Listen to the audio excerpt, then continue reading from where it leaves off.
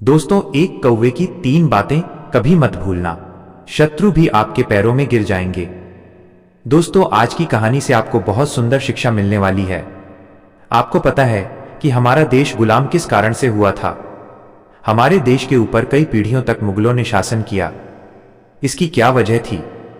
आपसी फूट, आपस में मतभेद करके हमारी एकता को भंग किया गया और हमारी शक्ति कमजोर पड़ गई।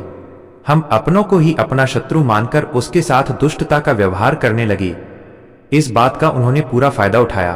आज भी हमें आजादी जरूर मिल गई है, पर हमारी मानसिकता आज भी पहले जैसी ही है। हम लोग आज भी अपनों के दुश्मन बने बैठे हैं। घर घर की यही स्थिति है। बोलचाल, लेन देन, खाना पीना, मिलना जुलना दूर वाले से तो होगा, पर अपने सगे भाई बंधु, चाचा भतीजे से शत्रुता ही बनी रहती है।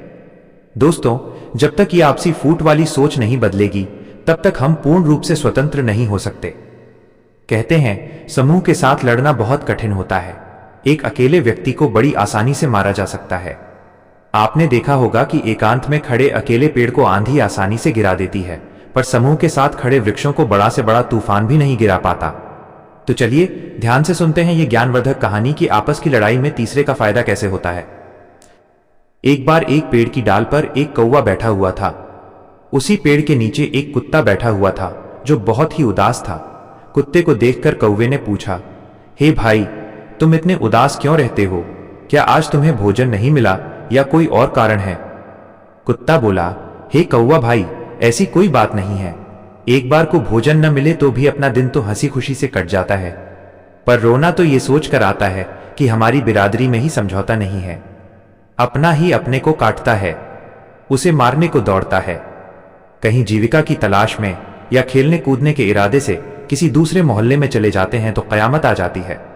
कोई हमारे साथ भाई बंधु या मेहमानबाजी वाला व्यवहार नहीं करता, उल्टा जान लेने पर तुल जाता है। अब सोचो, दुश्मन तो दुश्मन है, अपने भी दुश्मन जैसा व्यवहार करते हैं। ऐसे में खुश रह पाना कितना मुश्किल है। मैं रोज भगवान से प्रार्थना करता हूं कि हे भगवान, तूने कुत्ता बनाकर भेजा, ये तो ठीक है, पर थोड़ी समझदारी और डाल देता कि कम से कम हम लोग आपस में तो ना लड़ते। पर क्या करें, ईर्ष्या के मामले में हमने सबको पीछे छोड़ दिया है। अपने इसी दुर्भाग्य पर हमें रोना आता है। इसी दोष के कारण आज हमारी बिरादरी तरक्की नहीं कर पा रही है। हम लोग आपस में लड़ते रह जाते हैं और मौका कोई और मार ले जाता है। आज सुबह की बात है, एक भले आदमी ने हमें एक रोटी खाने को डाली। पास में ही एक हमारा भाई और बैठा था।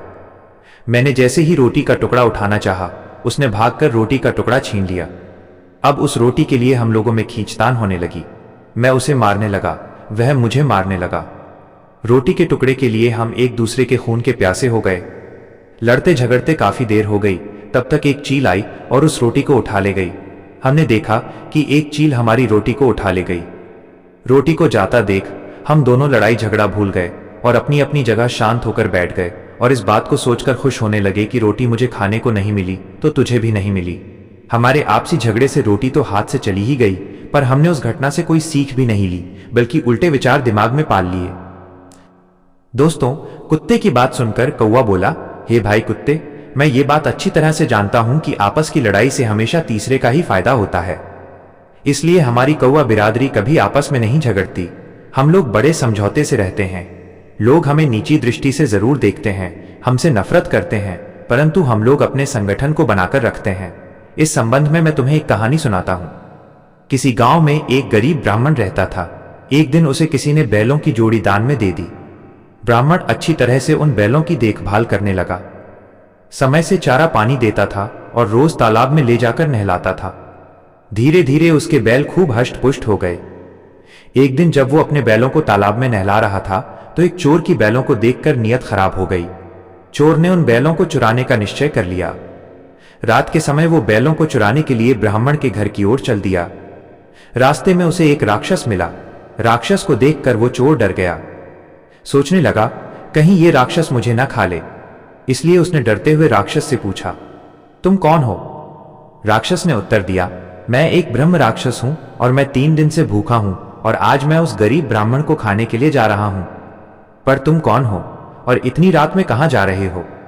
चोर ने कहा, भाई, मैं चोर हूं। मैं उसी ब्राह्मण के बैलों को चुराने जा रहा हूं जिसे तुम खाने जा रहे हो। हम दोनों का कर्तव्य एक ही है। तो क्यों ना हम साथ साथ मिलकर ही अपना अपना काम कर लें। अब दोनों रात में उस ब्राह्मण के द्वार पर पहुंच गए। ब्राह्मण उस समय गहरी नींद में सो रहा था। ब्राह्मण को देखकर ब्रह्म राक्षस बोला, पहले मुझे ब्राह्मण को खाकर अपनी भूख मिटा लेने दो, तुम बाद में बैलों को खोलना।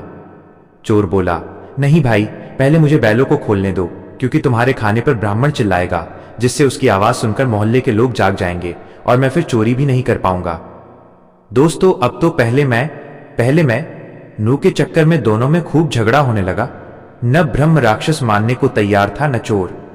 बात इतनी बढ़ गई कि उनकी आवाज सुनकर ब्राह्मण ही जाग गया और वो लाठी लेकर जैसे ही उठा तो चोर बातें बनाते हुए बोला, हे ब्राह्मण, यह ब्रह्म राक्षस है, यह तुम्हें खाने वाला था, मैंने तुम्हें जगाकर तुम्हारी जान बचाई है।